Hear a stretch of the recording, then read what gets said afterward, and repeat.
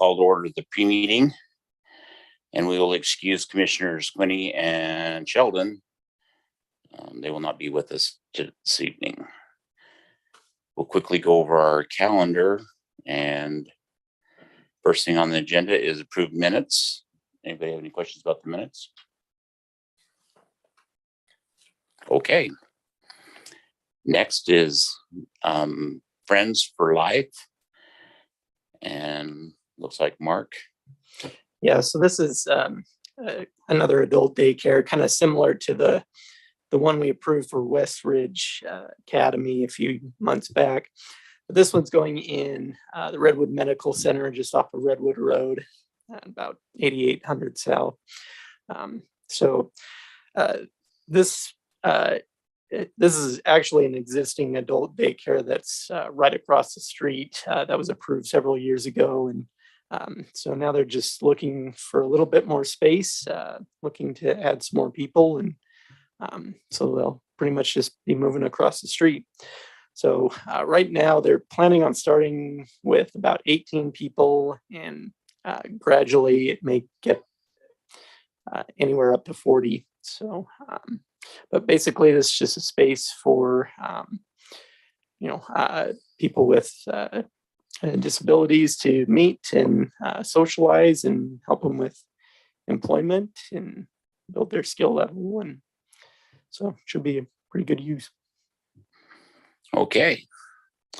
Next is Highland Landing rezone. And it looks like, Larry, you have that one. Yeah.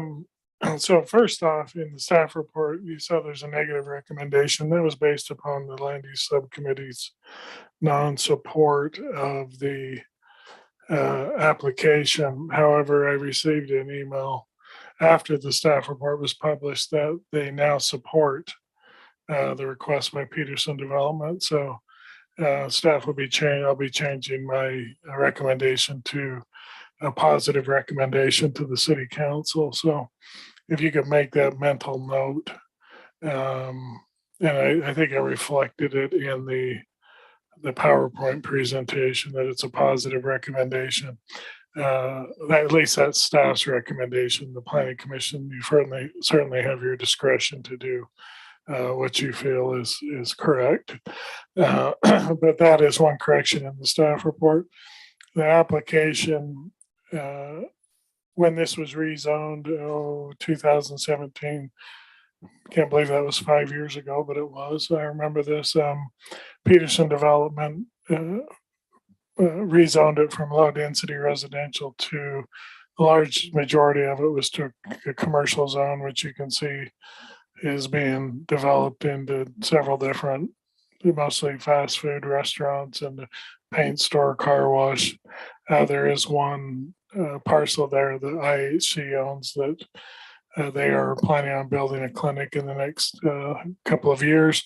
There was this piece right on 5490 South that was left that Peterson had zoned to R320 or 12, I can't remember, and one of the R3 zones with a senior housing overlay. At that time, their intent was to build 240 senior apartments at that location. However, they've repurchased some property they sold to Albertsons years ago on 4800 West and 7800 South. It's that 29-acre piece that's vacant. I believe Em, and I think you live over there somewhere close. And they've that's where they want to do the senior uses, as you saw a couple of weeks ago when Peterson brought that Stone Creek proposal to the Planning Commission. So they feel like the senior housing would be better served on that corner rather than this kind of isolated 7 acres of senior housing in back of the car wash and paint store. Now they want to build single family homes without the senior housing restriction. So that really is what their request is tonight, to leave the zoning the same, but remove the senior housing overlay off of that property.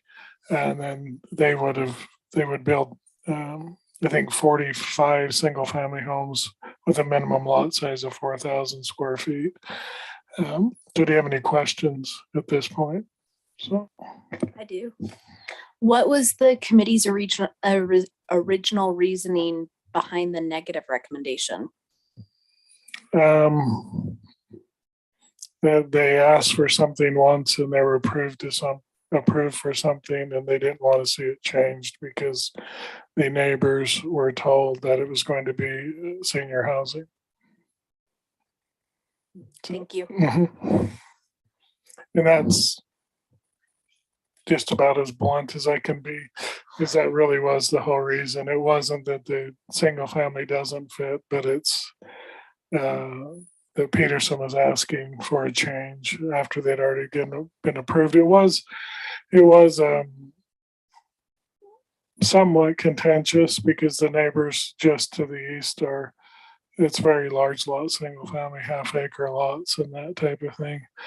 This will be much less dense than the apartment complex or apartment building, much lower. It won't be nearly as tall. So, but that really was the fact of the matter. So, And Larry, didn't Peterson do the Stone Creek development that does have senior housing in it that the planning commission yeah, that's all recently looked senior, at? So it's kind of a trade-off. that's in all their mind. senior housing. Yeah. Yeah. So maybe one other question. I had intentions are great, right? I didn't get to jump into the zoning like I was hoping to on this one. Removing the senior housing overlay, does that remove any other perks or requirements on that property? It changes the type of house that can be built. It can have basements, that type of thing. There's still in that R3 zone, there's not a possibility for accessory dwelling units. So really the density at 45 units would be the density that you get. So what it really does is it takes that limitation off of the property that anyone can buy it now, and not just somebody 55 years and older. So I don't know if that answered your question. No, it was Yeah. perfect. So in the background, it's an R120 with the senior housing. And then they're saying, well, we'll go with 45 units, which is substantially less than they could with the R120. Is there a potential to move it to an R112 without a senior housing overlay, which would still give them the 45 units, but would not allow them to come back and say, well, our plans have changed now that you've changed the zoning?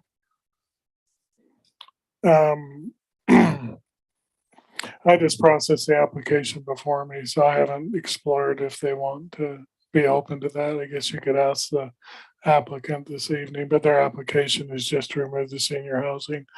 I think R112, that would require 12,000 square foot lot, where than the R320, the minimum size is 4,000. So, Sorry, yeah, I'm pulling Yeah. it out. I'm good. Any other questions? I was just gonna add, with the removal of the SHO, they cannot do any attached product. So that's the trade-off, I suppose. We've seen, similar to Welby West, where they still have to keep a single family detached. So just keep that in mind. And I believe they have a concept plan in your packet. It shows that. Okay, last item is the text amendment for Part 8 landscape and irrigation policies. and Isaac just had wonderful timing because he's This is the pre-meeting. It's not the formal. yeah. It's just a chance for you to ask any questions. Sharon, if you have any questions. You can if you If you'd like to do a little presentation prior to, that's up to you. just explain why you're Yeah. asking for it. So We'll hold our questions until later. Well, thank you for your time. So a little over a year ago, the council, with all the changes and challenges of water and things, they said, look, we need to start coming up with ways to a different design and standard to hold developers and community members too. This has been in the works for a while, but this is basically the first go of that any streetscape area, it's an 80-20 standard, meaning no more than 20% of the area would have turf. The other 80% can be a mix of trees, shrubbery, sidewalk, and gravel, decorative rock. But I haven't been with the city for a long time, but we are lacking an identity. You know, you can drive into other communities and you can tell I'm in such and such city or whatnot. This is really our first attempt to start implementing that and setting a standard and making sure we have an identity for our streetscapes. Any questions? Thank you. And that will conclude our pre-meeting agenda stuff, and we'll turn the time over to Duncan. Okay. So either Julie or Larry, somebody's going to project some information up on the screen. But today we're going to talk about conditional use permits for our training, as you can see up on the screen. And we could probably, Julie could probably email these materials to all of you as well, so that you can look at them at least after the fact. But conditional use permits are allowed under state law. And as you know, every zone, whether it's a commercial zone, agricultural, residential, whatever type of zone, has a chart associated with it. And there's a list of uses as to what's either outright permitted or permitted by a conditional use, right? So you'll see P's and C's on that table. And if there's not a P or a C, then it's not permitted. And if it's not even listed at all, it's not permitted, right? Because our type of use tables are uses are only permitted or permitted by conditional use if there's a specific line and there's a P or a C there, right? If they're not listed, then they're just not permitted. So that's obviously one of the reasons why people ask for zone changes, is the current zone does not allow for the use that they want on that property. So they sometimes might ask for a change in the zone so that they can either by permitted or conditional use, do that use on that property. Permitted uses are easy, right? If it's on the chart, you can just do it. So you come in and you apply for the business license, the building permit, whatever it is you want, but you can just do it as a matter of right. Conditional use, then obviously you got to go through this additional permitting process, right? One extra layer. And sometimes people misunderstand conditional uses, especially lay people that have never really been associated with the land use process. They assume that all city officials have discretion to just outright grant or not grant certain things, which is totally not the case when it comes to conditional uses, right? In fact, in my whole career as a land use attorney and other things that I've done through the years, I've only seen one time out of all the hundreds of conditional uses where somebody could have denied it, right? But other than that, I mean, the general rule is, and some people may never see the exception. And in the case of the one where they could have denied it, they still granted it, and they just had some really funky, weird conditions to try to make it work. And it did, right? But in theory, they could have denied it. But again, it was so extreme and it's so rare that for all intents and purposes, a conditional use is a permitted use. But in other words, you have to grant it. But you get to apply conditions, right? And a lot of times we forget what the conditions are for, but what the conditions are for is to mitigate detrimental effects. And what we mean by that is you have, for example, some kind of business that has odors or really loud noises, or different things next to, say, residential, and the people have the right to enjoy their property that are nearby. And you say, well, we're going to limit your hours of operation from 8 in the morning till 6 at night, or we're going to whatever it might be, right? Limit the noise to so many decibels, or there's any number of, but you have to identify first and foremost when there's a conditional use, what are the detrimental effects, if any? And in some instances, you look at the whole situation and you realize, wow, there's no detrimental effects at all, right? And if there aren't, then effectively that's just a permitted use, right? And you grant it. But it is your duty as a planning commission, and before it comes to you, it's the duty of the staff to try to identify all of those detrimental impacts and to identify what are the best conditions to mitigate, right? And in that respect, it's really kind of close in some ways to an exaction type of analysis, right?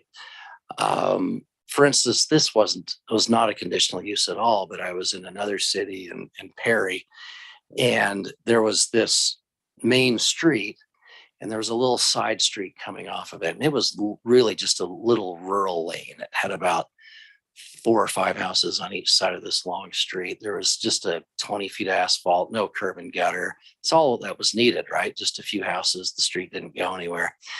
But then a big church came in and put a church in the middle of that side street. And all of a sudden, there were going to be like 3 congregations in this church. And there was going to be all kinds of cars and people walking up and down the street on every Sunday and every Wednesday or whatever. And we realized, we can't have people on this tiny little narrow deal. And so again, this wasn't a conditional use, it was an exaction. But what the city told the church was, look, you got to have some way to make it safe for people, right? Doesn't necessarily mean you have to put a sidewalk from this 300 feet all the way from your church to this main road. But, maybe you can put, some kind of nice hard packed, dirt with some gravel on the top. You got to find some way to safely get people and move them around so you don't have pedestrians right next to this narrow area. Ultimately, the church decided to put curb and gutter and sidewalk all the way to the main street and put enough extra asphalt in to match. And the first thing that people in the community did was, how dare you, Mr. Murray, how dare you, Planning Commission, make the church do that?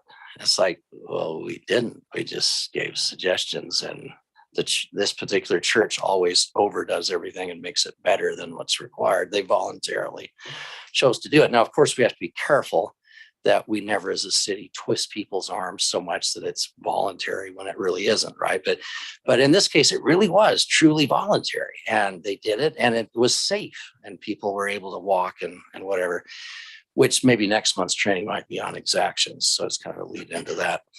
But we still think the same way with conditions, right? We when you're thinking conditions, there might be 5 or 6 different types of conditions that might mitigate that detrimental impact. And just like I was describing with the sidewalk, that was probably the best, the most ideal, but we couldn't necessarily require it, right? I mean, a nice gravel walkway would have sufficed in it.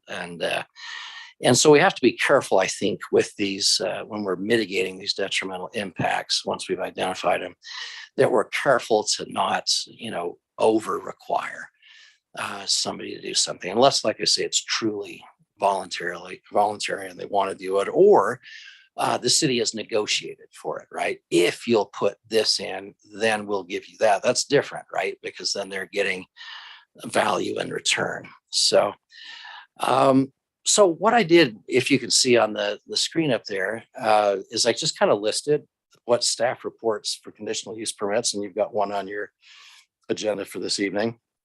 It has all these things in there. And like I say, on certain ones, it's really simple. I think the one on tonight's agenda is relatively simple. Some of the other ones can be more complicated that you've seen in the past. But the first bullet point, you'll see what the staff report should have on one of these conditional uses. It should have some data, studies, evidence, in there for you to consider.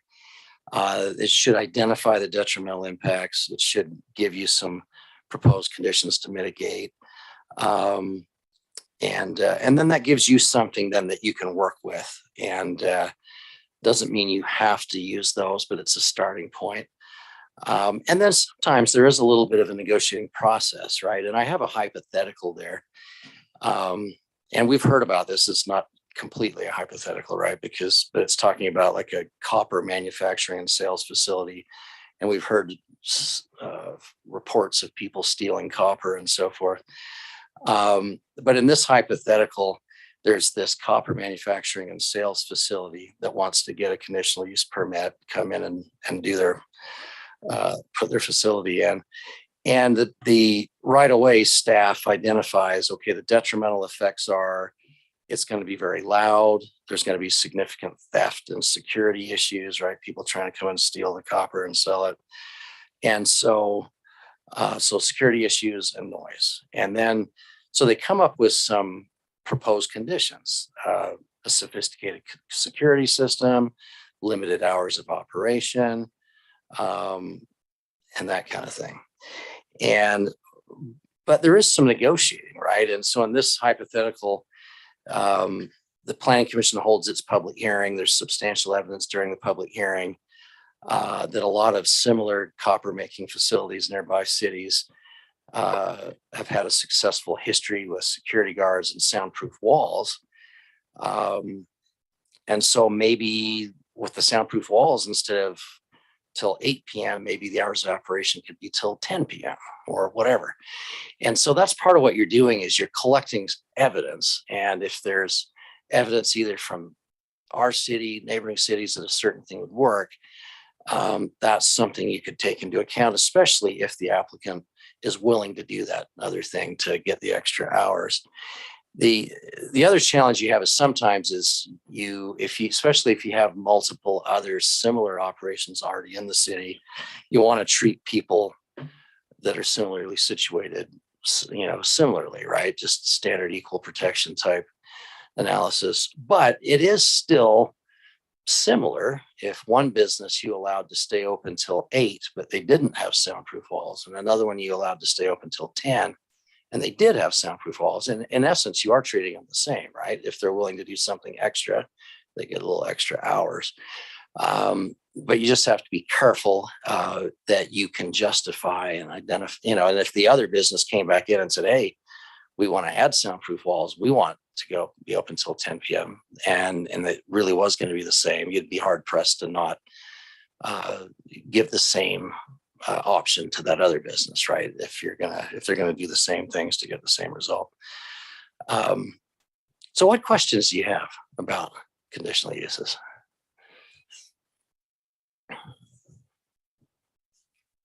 Just one clarification. These are all administrative decisions. Yes, all administrative, or technically maybe they're quasi judicial because you're applying so a little bit of analysis to it, but you're right, they're not legislative. These are administrative. You are the decision maker. It doesn't go to the council. Technically, these can be appealed, and any of your decisions, including on a conditional use permit, are appealable to the Board of Adjustment, and if from there to the district court. So conditional uses can be reviewed, or looked at again if there's an issue. So, other questions? I think I like the overall direction. Important to be reasonable with those conditions that are being set. Right. More of a curiosity, in your career, what have you seen where an unreasonable condition was placed, and where did that end up going? I've had it happen a couple of times where Planning Commission in the past, like I say, there were 3 or 4 different options, and they picked the most expensive, most difficult one, and the applicant was willing to do any of the others, that were less intrusive and so forth. And I think, in every case but one, when it was explained to them, they relented and went with one of the more reasonable options. In the other case, the developer went along and just did it anyway, even though it's possible we could have gotten sued and lost if he really would have pushed it, despite my best efforts to talk him out of it. But yeah, you have to be careful, because especially, if it's in the realm of reason and all of the options are within 20 or 30% of each other in cost, you're probably fine picking the most expensive. But if one costs like 5 times as much, and it's like, really, wow, that's just not reasonable, that's where we're likely to lose if it was appealed to district court.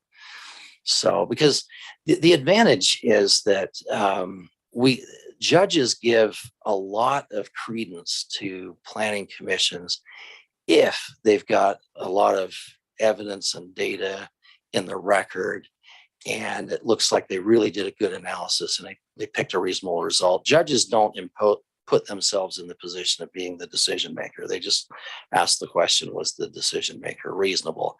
But like I say, I think most judges would find if if all the other options cost 5 times less, they would probably find that unreasonable, right? I mean, there's no exact standard. Well, there isn't a legal standard, but there's no factor or percentage or numerical standard, I should say, that applies. So, but yeah, so it's basically, for all intents and purposes, kind of a reasonable test. So, other questions?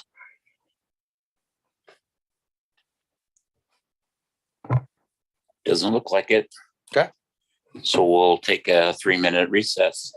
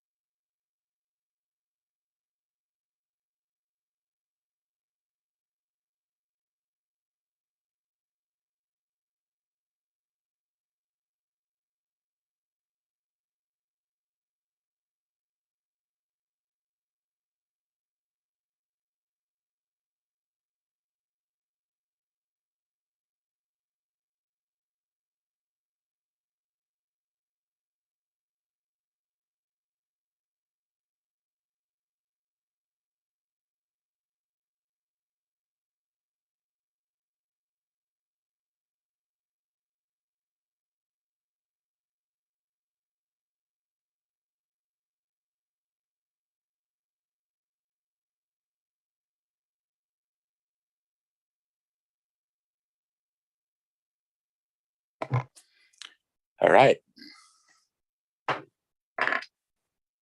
We will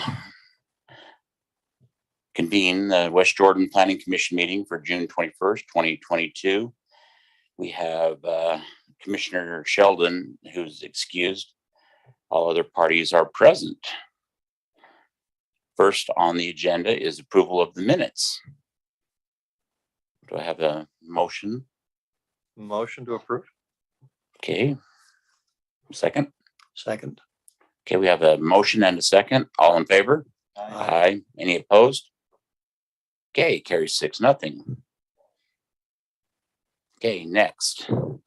This is a public hearing with final action by the Planning Commission. Friends for Life.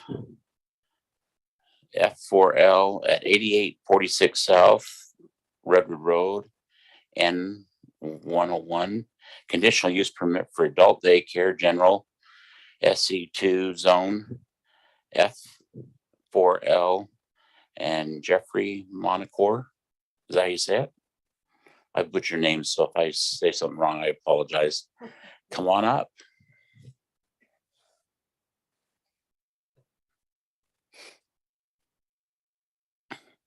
Push the button on the right side. There you go. Hello.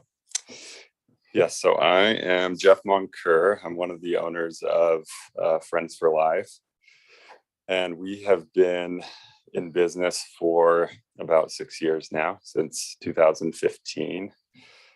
We have 9 residential group homes and 2 day program locations. One of them is in American Fork and the other is in Sandy right now. And that is the location we are hoping to relocate to West Jordan.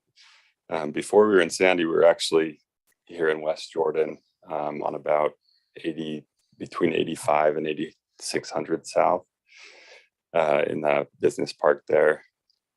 But we are contracted with the state. So we work with the Department of Human Services and the Division of People with, or the Division of Services for People with Disabilities, DSPD, to provide a range of services for individuals with intellectual and developmental disabilities. We don't do any kind of treatment. We simply engage them in different kinds of activities. We help them learn to manage money. We help them learn appropriate social interactions, and a lot of it is just helping them access the community and participate in activities that they prefer. So it is very community based. We have an activity calendar where that we stick to pretty closely. So we'll take them out almost every day. So this location would be primarily used as a place to go back and rest a little bit and eat lunch, and then obviously participate in other activities there at the day site, whether it's arts and crafts or watching a movie, or just engaging them in learning activities, or allowing them to engage with each other. So that's it's pretty straightforward what we do. Yeah, I think that pretty much sums it up. Any questions for the applicant? Okay, Thank you. Mark. Yes, thank you. Thank you, members of the Planning Commission. So real quick, I'm just going to kind of go over the zoning. So this is located in the SC2 zone, which is a commercial zone. This is kind of the shopping center zone of the city, but so this will be in the Redwood Medical Center, which was more or less kind of designed for medical offices. But with this being converted to a daycare, the space should be pretty easy conversion, appropriate for that area. So with this particular SC2 zone has a ZC designation to it, which basically means that there were some specific conditions attached to that zone when it was approved by the city council. But so all of those conditions deal mostly with just putting in site buffers from the residential neighborhood to the west and to the north there. All of those were put in place back when this was developed. And then the other part of that was there's a list of uses that were essentially prohibited. So these are things, these are some of the more intense commercial uses like gas stations or auto repair shops. And so long story short, an adult daycare is not on that list. So some of the surroundings, you can kind of see, like I said, that residential area to the west and to the north there. Nearest residential homes about 165 feet away on the other side of an 8-foot wall. So it's pretty well buffered. Not that this is really that much of an intense use, but there's some good buffering in place regardless. So as far as the parking goes, they're looking pretty good there. For a daycare per code, they're only required to have 1 parking space per employee. They're proposing 6 employees, so they'll need 6 parking spaces. This is actually comes out to be less than the original required spaces for a medical office, which came out to about 18 based on that size of their lease space. And that total amount of parking in that complex is 480. So yeah, it looks like they've got quite a bit of parking, which for this particular business, the only parking they'll need is for their employees, since all of their clients are actually picked up and dropped off at home. So, so none of the people coming there will really have their own vehicles except the employees. The lease space, this is about 2,700 square feet. So they're going to have about 18 people and 5 to 6 employees. Based on the occupancy limits, their total max number of people is 78. So they'll be well within those limits.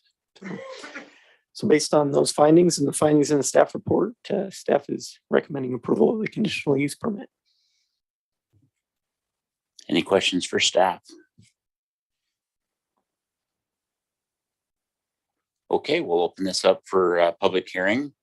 If you're here to speak on this, you'll be given 3 minutes.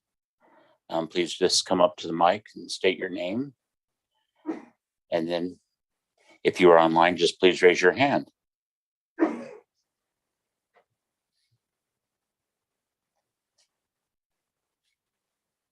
And I see none. So we'll go ahead and close the public hearing and bring it back up to the commission for action and or comment. I just have a question, if I may, Chairman. I assume the applicant has been made aware of the requirements of approval on page 2. Yeah, so those, a copy of the staff report and the conditions of approval were sent to the applicant prior to the meeting. Thank you.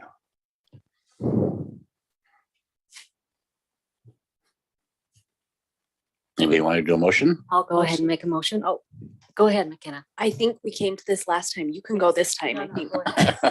I think it's your turn. I'm excited to make this motion. I think this is a great business. Based on the information and findings set forth in the staff report and upon the evidence and explanations received today, I move that the Planning Commission approve the conditional use permit for an adult daycare general for Friends for Life located at 8846 South Redwood Road, Unit N101 in an SC2 ZC zone with the conditions and requirements of approval listed on page 2 of the staff report. I'll go ahead and second that. Okay, we have a motion and a second. All in favor? Aye. Any opposed? Okay, carries 6-0. Okay. Next on our agenda is public hearings with the planning commission recommendations to city council for final action. And this will be the Highlands Landing rezone, 7662 south, 5490 west, a rezone of 7.26 acres from an R320 SHO multi-family residential, 20 units per acre maximum density, senior housing overlay zone to an R320 multifamily residential, 20 units per acre maximum density. And Peterson Development, Barrett Peterson. Come on up.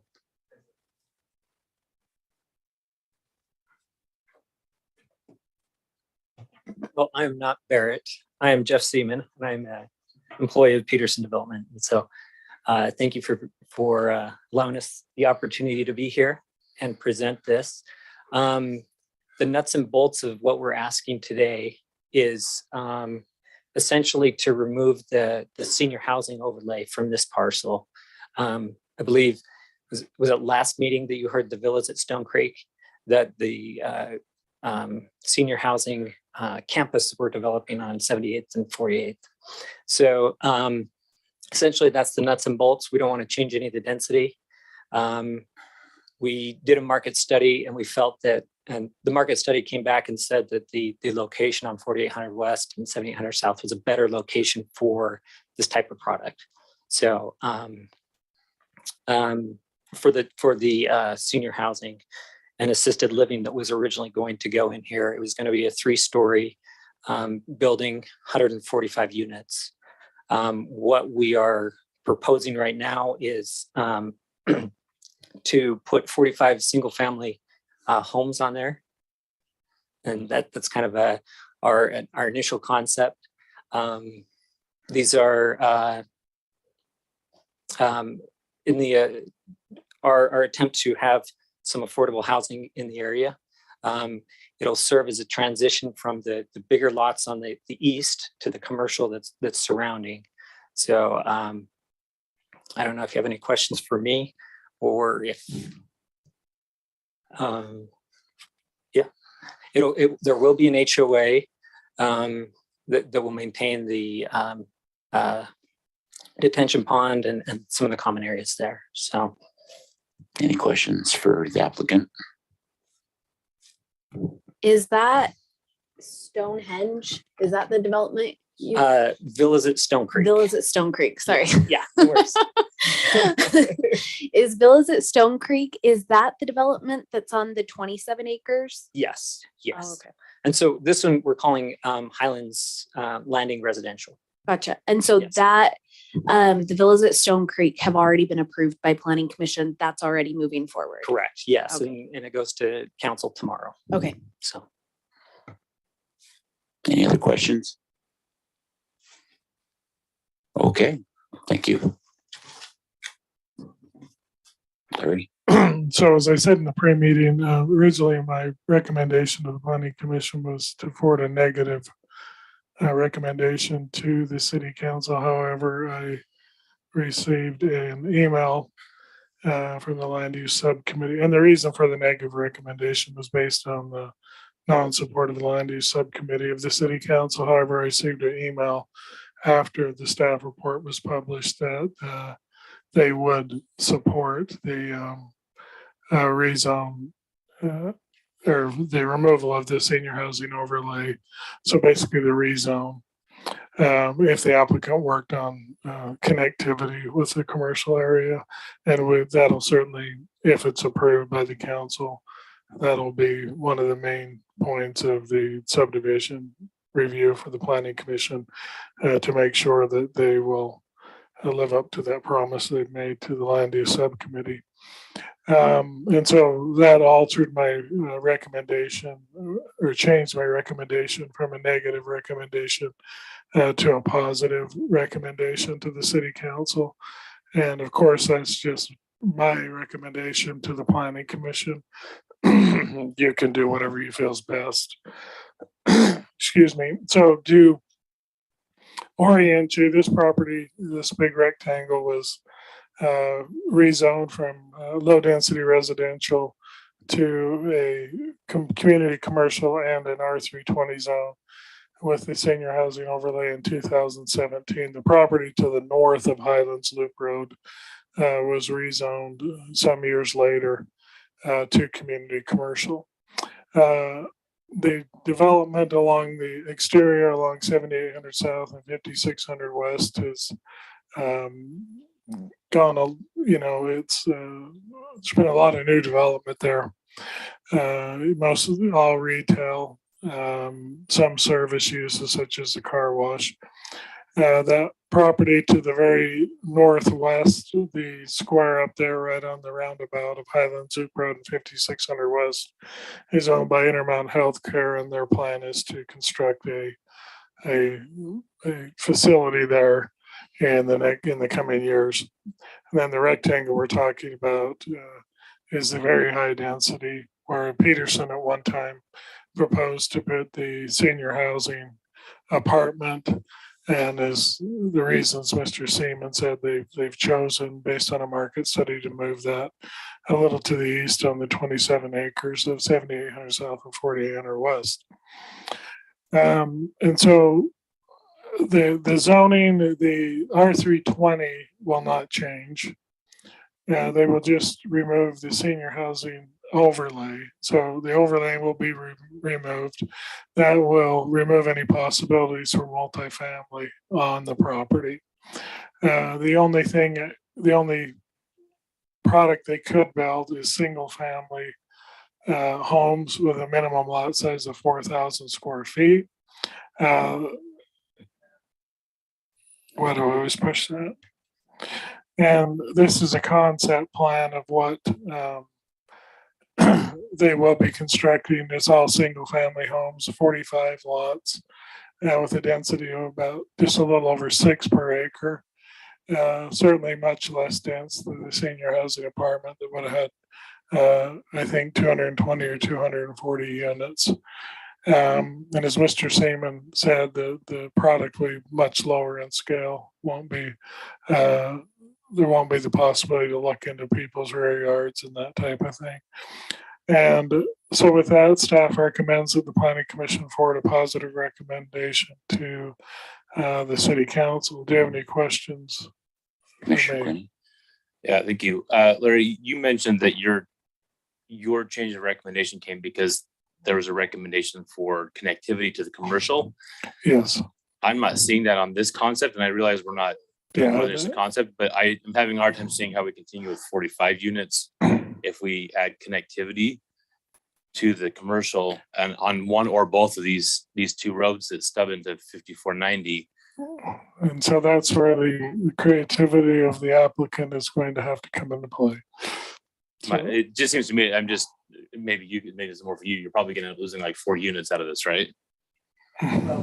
Connectability, Councilmember Green wanted walkability. So what we're really looking at is sidewalks. So these residents would be able to go grab a Culver's or go to Pizza Hut without having to drive all the way around. So initially what we're thinking is at the detention pond on the south side, we'd put a walkway right there. And then on the somewhere in between the units, probably around where the IHC is, we'd put a walkway between the units there. So not connected to connectivity in a road, but more walkability. Okay, that makes more sense to me. Anyways. Thank you.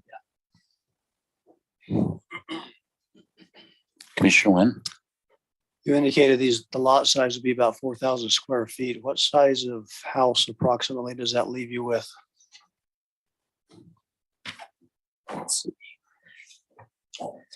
Sorry, I should have had this one ready. They're roughly 4,000 square foot houses, 3 levels.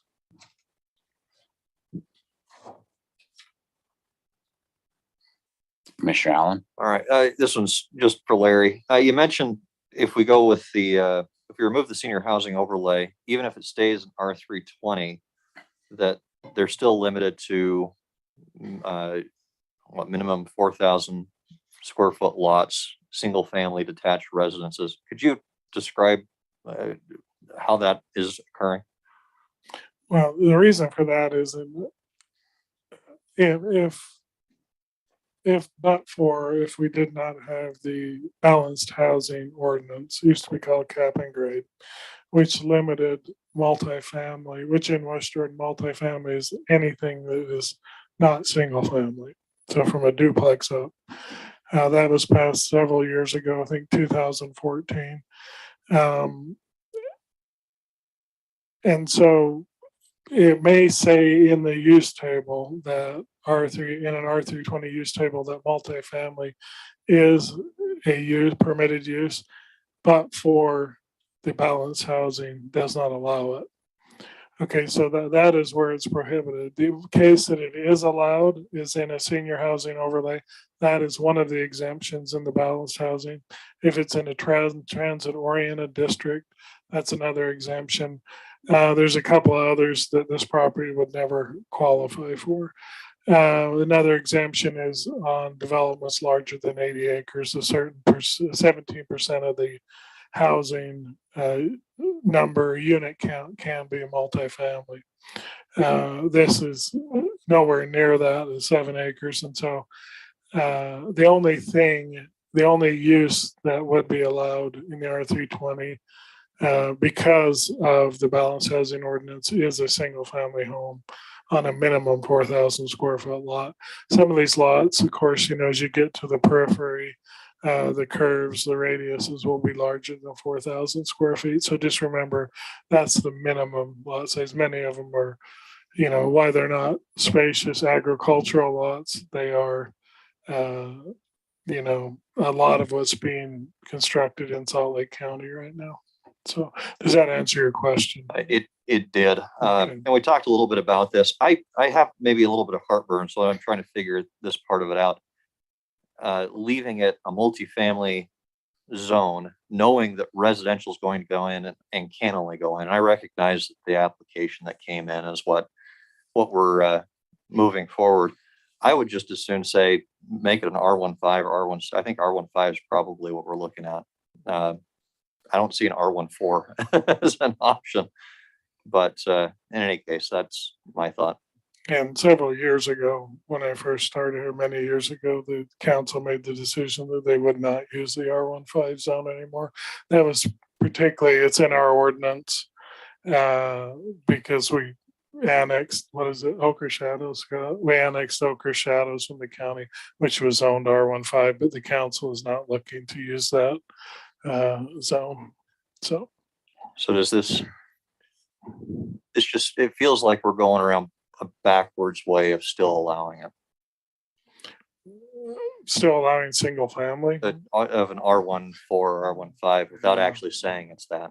Well, quite simply, single family is allowed in R320 zone. It's a permitted use. So it really is, it's straightforward because that's the only thing they can build. Now, if you were to change it to an R1 zone, my concern there is then you allow the opportunity for an accessory dwelling unit. We're in R3 zone, there is no option for that. So yeah, what you see is what you get. The density you'll get will only be 45 units, not potentially 90. Not saying everybody's going to have an accessory dwelling unit. In fact, it'd be a very small percentage, but there is always that option. So got it. No, I appreciate that as well. I just, every time I look at it, this would be an ideal area for the ordinance that we were looking at last week that Councilman Green had brought forward. So understand timing and everything, but thank you. Appreciate it. Can I just make a clarification? Square footage on these homes would probably be 2,200 to 2,500 square feet instead of the 4,000. Sorry, I was looking at the wrong number. Yeah. Okay, any other questions? Okay, we'll go ahead and open this up for a public hearing. You'll be given 3 minutes to speak on this if you wish.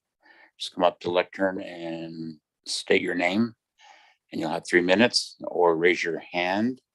It looks like we have one person raising their hand, and that's Councilman Whitelock. Hi, thank you. Yeah, I serve on the Land Use Committee, and the letter that was referenced by Mr. Gardner was actually not sent from the Land Use Committee, although Kelvin is the chair of that committee. I was texting with him because I was shocked at what was being said. That was a letter just from Councilmember Green after having met with the Petersons. I don't believe that letter represents what the Land Use Committee conveyed in our meetings. So I just wanted the Planning Commission to be aware of that. Thank you. Thank you. Okay, anybody else?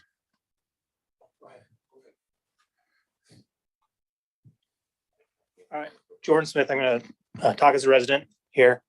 I live in West Jordan. I've kind of watched this development get developed. And I know initially that was zoned commercial and like, oh, we can't build commercial there. So we're going to make this into a senior housing. And now they're like, oh, we can't do senior housing. So now we're going to make it into residential. Sound like what they want to do from the very beginning. And it just, I see this repeated pattern by developers a lot. And so I just, to me, it just doesn't fit. Like the small community just right there just kind of sticks out to me. So that's all I have to say. Thanks. Thank you.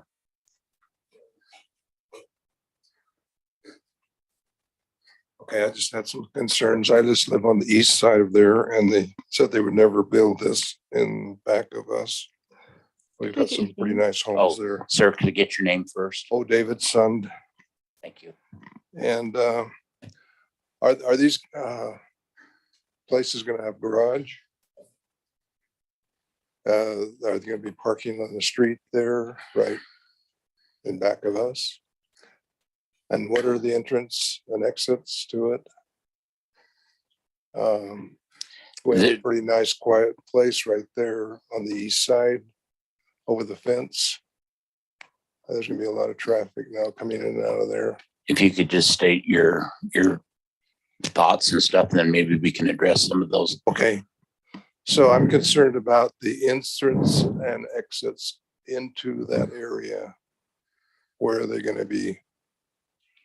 Are they gonna be on the east side road? Are they gonna be on the north? Are they gonna be on the south? Are they gonna be on the west?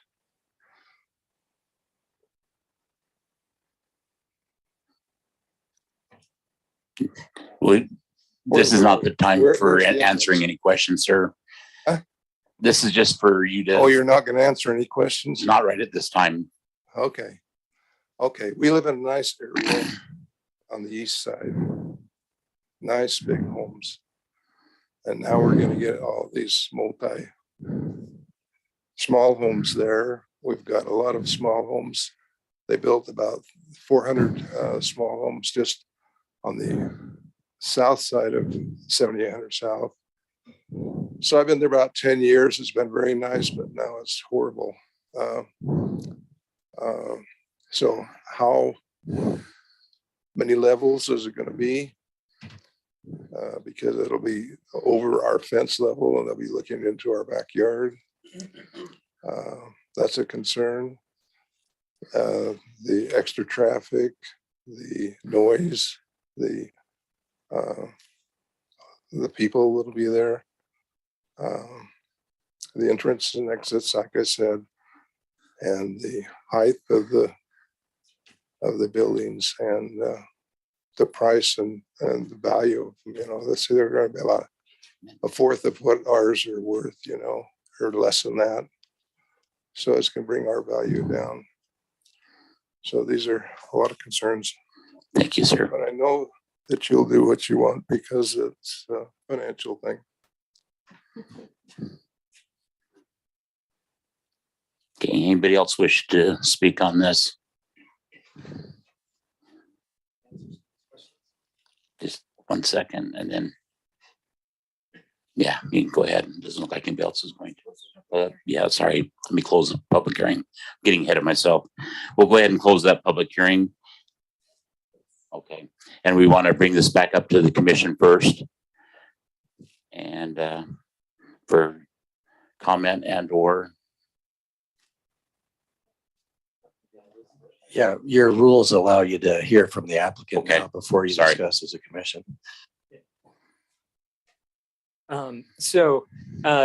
access to will be off of 5490 West. The cars will never go, or well, you see the cul-de-sac on the east side. Cars won't be entering this.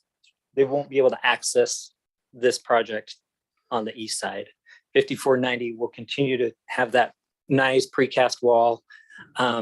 One thing about the distances, the closest distance from one of the back of these units that we're proposing to an existing home, the closest is 130 feet.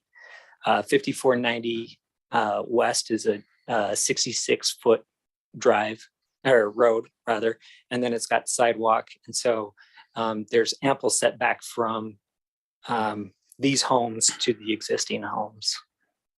So the height. Oh, and they're 3 stories. Yeah. Yeah.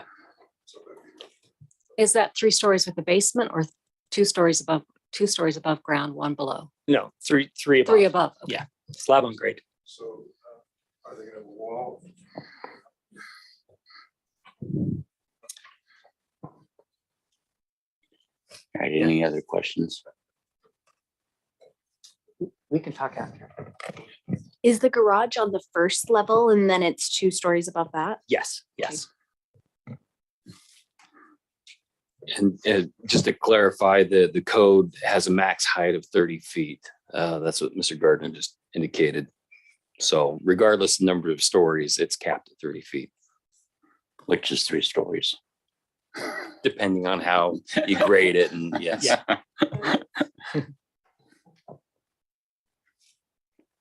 Okay. We'll go ahead and bring it back to the commission.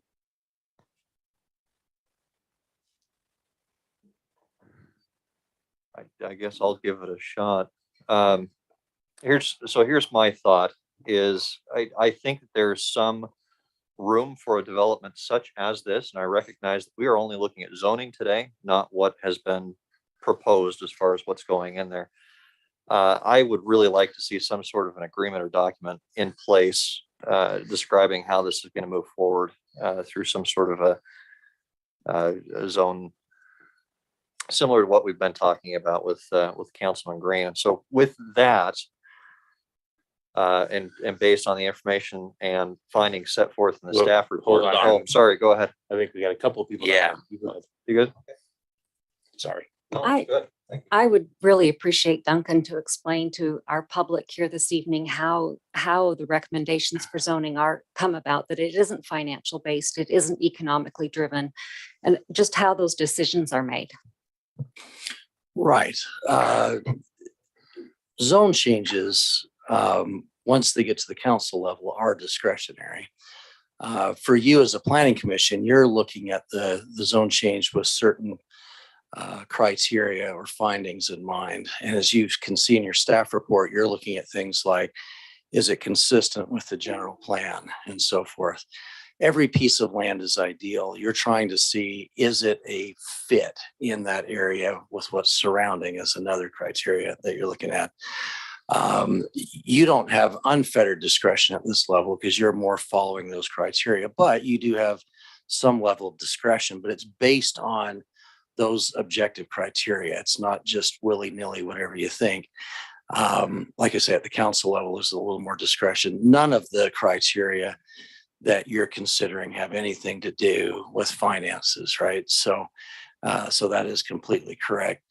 But you do want to, a lot of what you do as a planning commission is you weigh and balance land rights of everyone in the area against each other, right? And so you want to see, does this zone change affect other people in certain ways? And what's the most equitable, is it equitable to do that zone change under the circumstances? It's a little bit more difficult in today's environment versus say 30, 40, 50 years ago, because we are in a state that has small amounts of land, limited space. And I think these zone changes are going to get more difficult over time.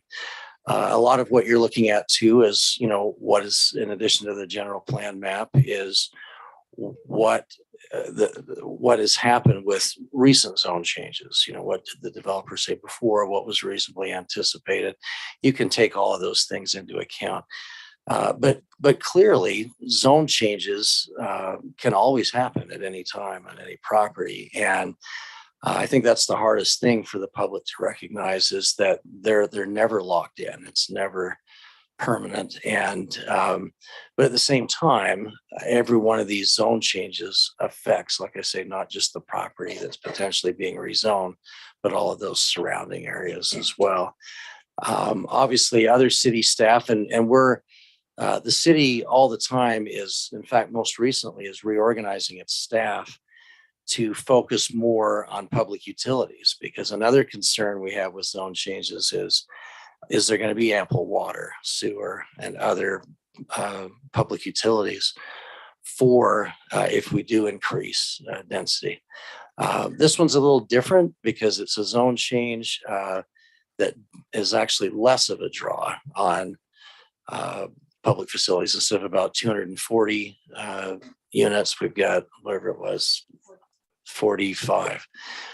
So obviously, at least from a public utilities perspective, this is much less of a draw on public utilities resources. So, you know, obviously, you're also taking into account things like the heights of buildings and whatever. Those do have an impact. And you know, and you've got your 8-foot walls, different things you're trying to mitigate some of these impacts on adjacent neighborhoods and so forth. But so ultimately, like I say, more than anything else, you ought to be looking as a planning commission at the staff report, those criteria, and whatever your decision is should be made on those criteria. Whether you make a positive recommendation or a negative recommendation. Hopefully that was responsive to your question. That Okay. helps a lot. I'm not quite done yet. Oh, I'm sorry. Thank you. I can see why this could be very confusing because of the senior housing removal of that zoning, that on the zoning. But I think this is a better use of the land than putting in a multi-level, high-story senior housing. So it kind of goes against what we like to do, but I think this is a better use. Thank you. Okay, I'm gonna say just one thing and then I'll, Oh, sure, boss, go ahead. is that okay? Yeah. I think especially with the conversation that Councilman Whitelock said, where this wasn't a recommendation from the actual land use committee, just by one person, I would still go back to that original recommendation for that was on the report. So it's non-support. Yeah. The land use subcommittee is just a subcommittee of the right, council. no, I understand Yeah. that. Yes, So that's where I was going. So we heard testimony from Council Member Whitelock that this is not on behalf of the land use committee. Does that change, knowing that, does that change your recommendation? Why were you originally in favor of a negative recommendation? I'm just curious what your thoughts were on that and why you still are okay with the positive. Because it was a majority of the land use subcommittee, all three of them were against it. So And because Councilman Green is the chair, and so and he did copy the email. I have the email to both Councilman Whitelock and Councilman Worthen. I did not hear anything from either one of them until this meeting. So my assumption, which is very stupid of me to assume, that they all supported it, okay, because I guess being silent now is that you don't support it. It generally was always that you do support it when someone was silent. So given that's my and that's my you know, my rub too. excuse. that's fine. And again, we're not approving any kind of concept plan. We're just making its own change. But regarding those trails, because that was kind of the catch as to which switched your vote, right? At some point, we're going to get to hear this as a concept. Do we get to enforce that? That's a condition of approval, right? We can make sure that's something. Okay, I'm fine with that. Then I'm good with what we've got in front of us here. And also with the connectivity with the, It's not important right now. okay, because of what? Okay. Yeah. Yes. Commissioner, In my judgment, the proposal meets the criteria set before us. If this were a proposal for high density or very high density housing, I probably would feel different, but I like the proposal as it is. So on that basis, I would welcome I plan a positive vote.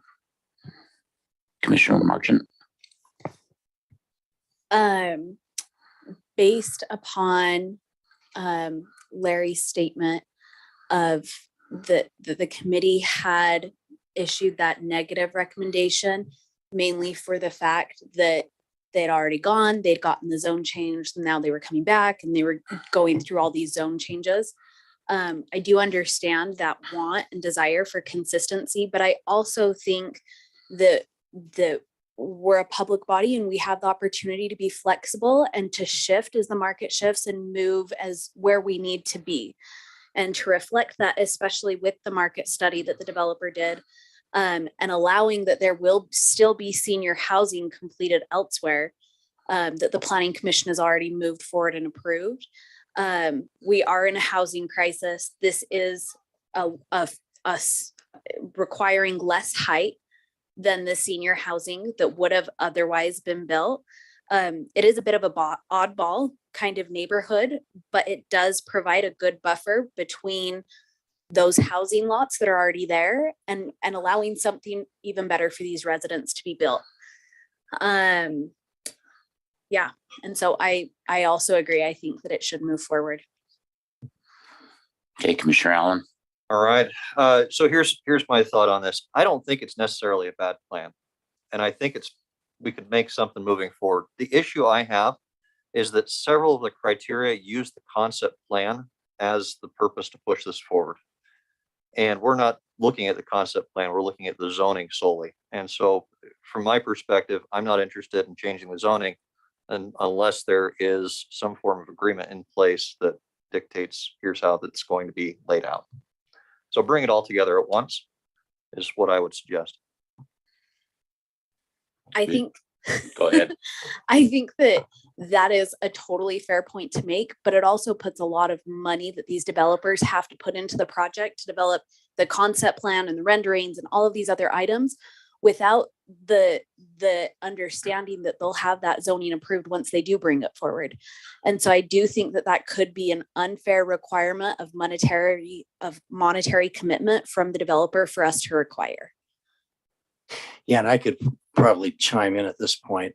It does come back to kind of the exaction discussion that I briefly mentioned earlier, that if we don't have something specifically in our code, and in this instance, this particular zone does not require a master development agreement. Certainly, if it was truly voluntary, then that might be a good route to go, but it's not required under the circumstances to have an MDA.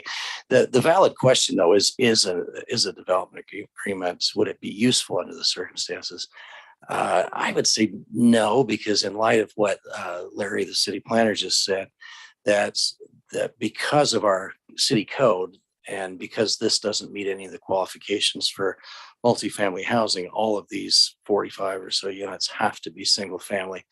So the rest of our code and processes when they come back for a subdivision and so forth provide you with enough security, for lack of another word, that nothing could go awry if it was rezoned. So does that kind of resolve your concern? Okay.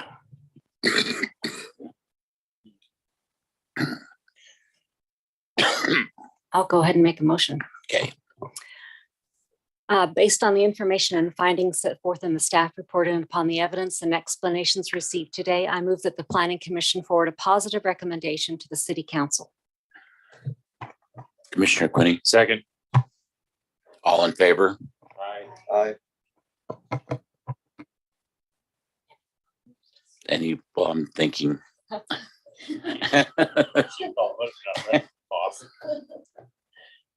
right, I'll say aye. There'll be any opposed. Okay, carries 6-0.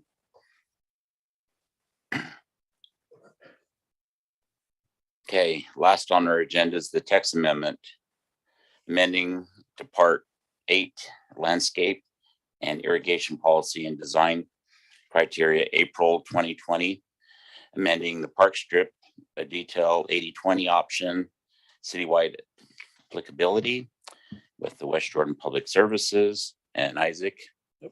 Thank you, commissioners. This is the concept plan on your screen.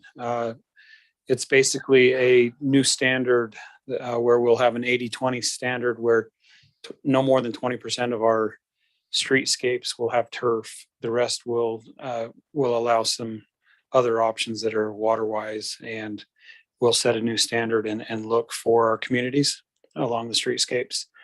That again is more water-wise and will allow us to provide more direction to developers as they expand our city.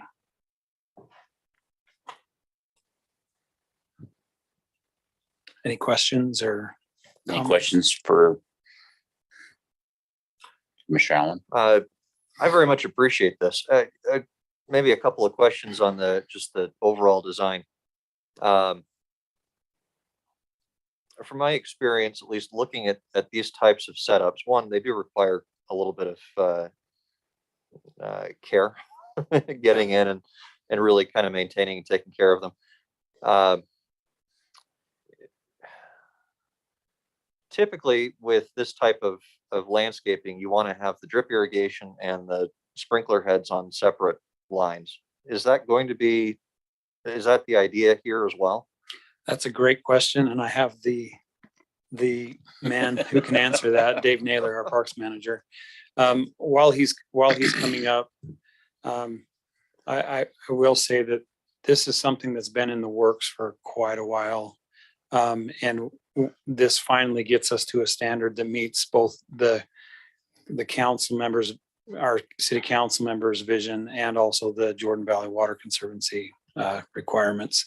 The other thing I'll mention is you're correct in the reason turf has been used for so long. It is the easiest thing to maintain and the cheapest. It requires less maintenance time and everything else. So this will require some commitments, both from our department as well as developers when they set up their HOAs. So. Good evening. To expand a little bit and then to answer your question, council approved a new water efficiency standard back in August, and so we're trying to catch up. And so in chapter 13, there's several areas that our standards, our old design did not comply with. And so this new standard is really based off of complying with chapter 13. Specifically, as Isaac mentioned, it'll help the developers instead of submitting their version of the code and the plan, which is very diverse. They can have astroturf, mulch, pavers, all these different options that they could do. So if you can imagine a city going through and letting every developer come up with their own plan for an arterial street, it'll be very chopped up. So this is an attempt to bring some consistency within those plans, help the developer out so that they can have this plan going forward. It saves a lot on plan review time and approvals and submittals. But part of the plan that was adopted was there's a section completely dedicated to irrigation and how the irrigation is. And so each different type has to be irrigated properly. So turf would receive, above ground spray head type applications. All your planter beds would be on drip irrigations, bubblers. There's another standard, which you'll see in this design, where there's no turf in the park strip. That is also part of the water efficiency standards that was passed. And so no turf in the park strip, less than or 20% or less than turf. It is, as Isaac mentioned, a high maintenance design, but it's solely designed to comply with what was adopted to meet those water efficiency standards. So, and then there's a certain plant coverage that is listed in the chapter 13. You had to have 50% of plant coverage at maturity. So as you add those plants, it increases the maintenance demands. There's a lot of different things. So, but long story short, this design does meet all the criteria within chapter 13 that was adopted. And it helps us, it builds consistency through the community along the arterial streets, and it also gives direction to the developers as they come into our city. Does that answer your question? Yeah. In fact, it meets those codes. I think it's fantastic. There really is a lot of time put into this, and there's going to be a lot more time once it goes in maintaining it, especially when you get kind of the circular grass patterns, just trying to keep that equally wet, not having brown on the edges, some of those things. In any case, it's going to look great. One more question. Did we have Jordan Valley take a look at it? Have they seen this? The actual plan, no, other than it meets what they directed staff to put into their code. And so, but the final rendering, we didn't have in front of them.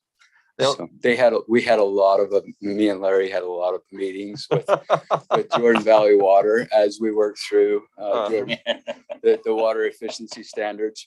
And there's a lot of different opinions, placed in those meetings back and forth. And so when Larry presented the water efficiency standard to council, all of their input and their standards was input into our code to meet those. Mm-hmm.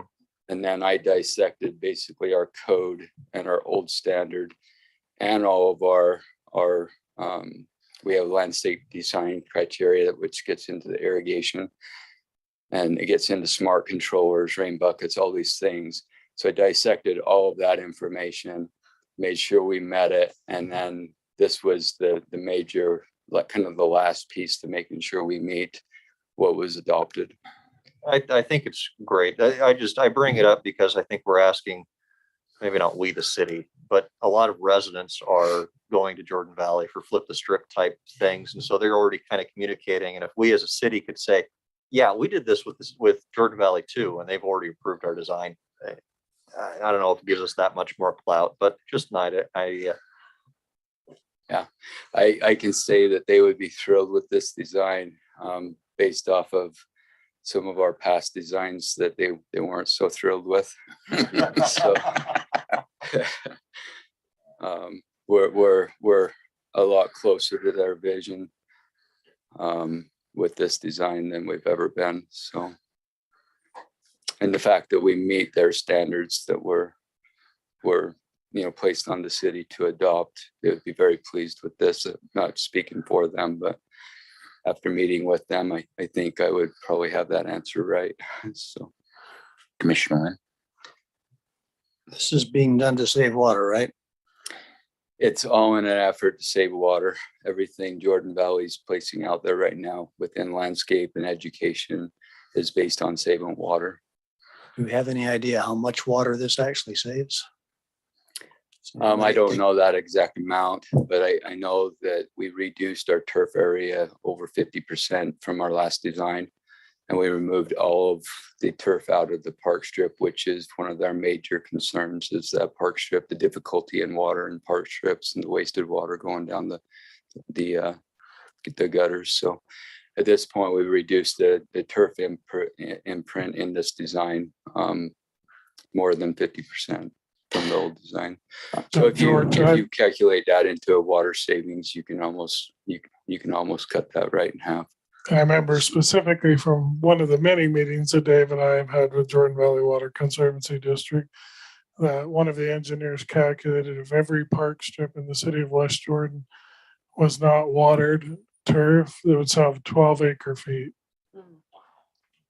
which sounds like a lot, but for a city this size, 12 acres a foot deep.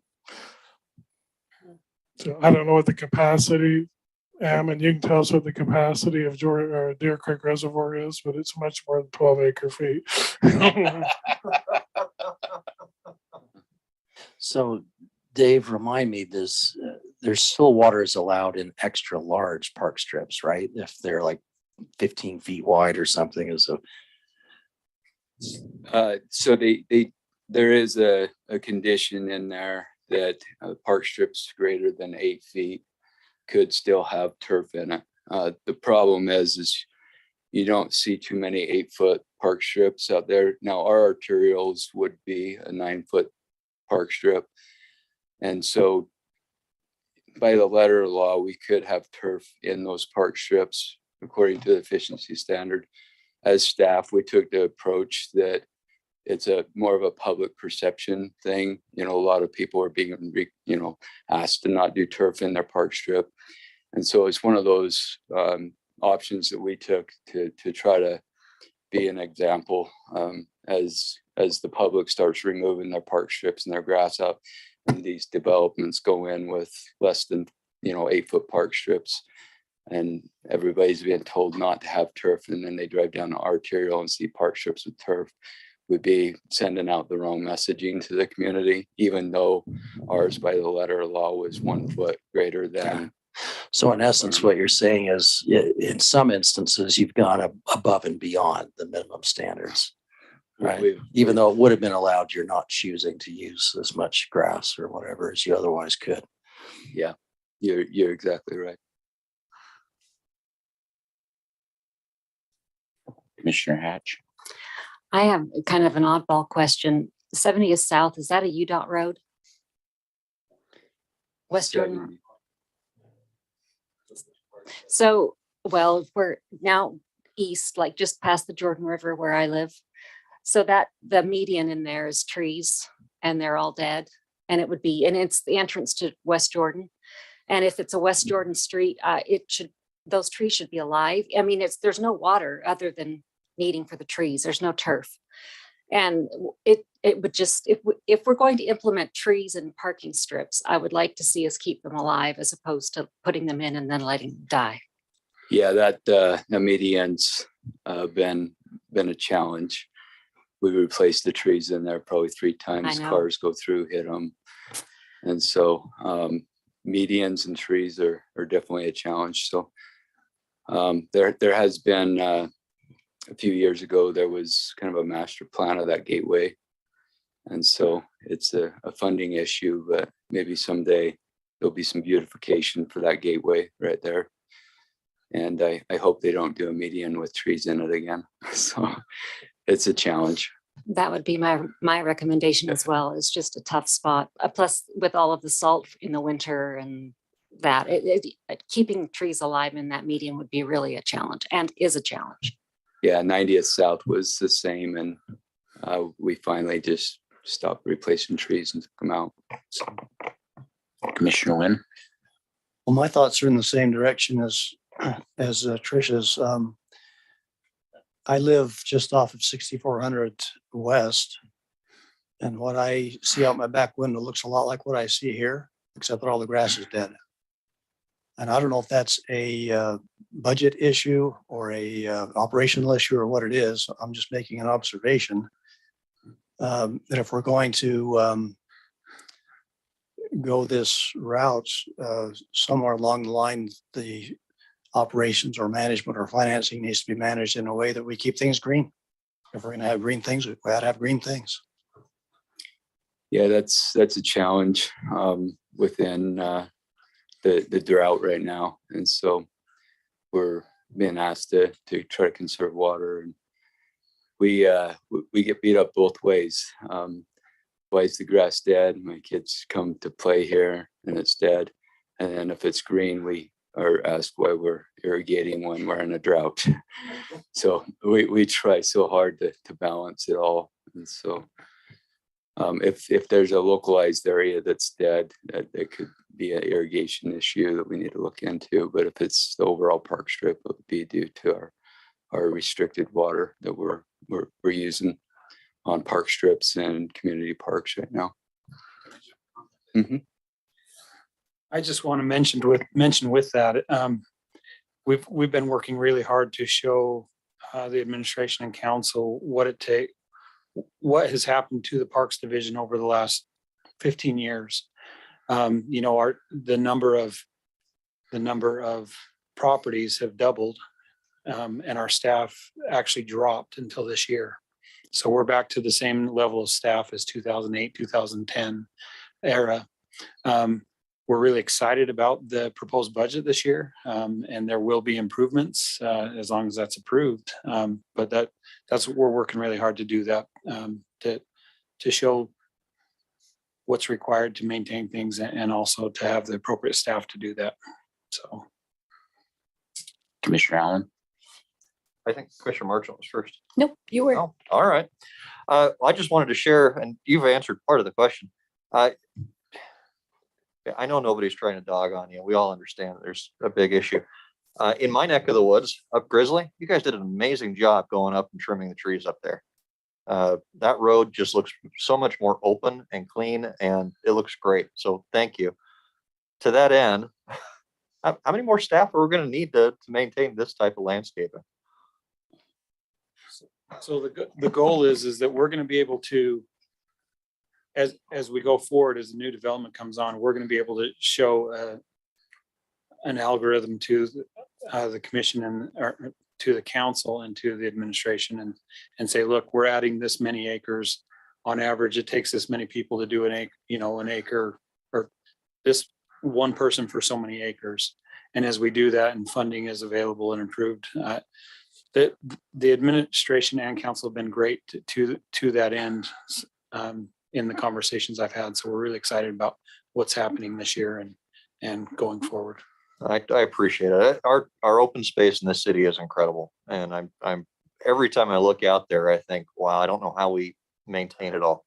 But you do a good job. These Thank you. guys do a great job, and they've worked very hard to do the best they can. But again, you can please 5 people or upset a different 5 people. So try to keep it in the middle that 70% of people aren't happy with us, and then the other 30% on either side are happy. So Can I just add to that, kind of the observation too? Where the streetscapes fall in, actually will fall under we have a maintenance contractor that does all of our streetscape work. And so where this concept will come won't necessarily be a staffing, but it will increase the cost of the maintenance contract as he has to come in and bid out this design. It's going to be different than the past designs. And so that'll be with this specifically, that will be where you see that impact. So it will have an impact to the city, but where Isaac's talking, I mean, we've got to have 15 years of makeup to try to come up with our larger properties and stuff. Ideally, it'd be great to be able to do all of it internally. But we had to cut our losses somewhere, and the park strips were a little bit more financially, I guess, that scale of economics was better to kind of cut our losses in the park strip and keep our staff focused on the bigger properties. So. Commissioner Marchant. I love this. I think this is great. And I'm glad, especially having the conservation garden located in the city. I think that it is an awesome opportunity for us to be like a shining star of water conservation, what that can look like in the state. So I think that this is great. I also think we may spend a little bit more for maintenance, but we'll be spending a little bit less for water, and we'll be doing our part to ensure that we're saving water. I think it would be fun if we took a field trip to go see the conservation garden and actually learn about some of those water saving techniques from the people that are actually doing it. I think what you guys are doing is awesome, and thank you. Okay. No other questions? We'll go ahead and open this up for a public hearing.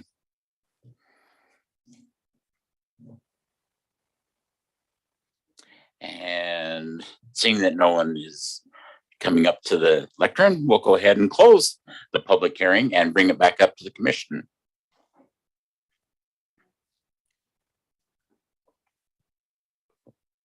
Not everybody jump on it once. Okay, Commissioner Wynn, I move that the planning commission forward a positive recommendation to the city council for this application. Commissioner Allen, Second. all in favor? Aye. Aye. Any opposed? Okay, it carries 6-0. No, there isn't. Oh, yes, there is. Sorry. Okay. You want to do that? I move that the planning commission forward a positive recommendation to the city council for the second text amendment application. And I'll second that. That's what's on her thing. Yeah. I think they just missed, this is the staff recommendation and this Oh, official okay. motion. Is there only supposed to be one? Okay. Okay, then never mind. I'm going to go home now. We'll approve everything. Okay, do I have a motion to adjourn? So much. Okay, we are adjourned.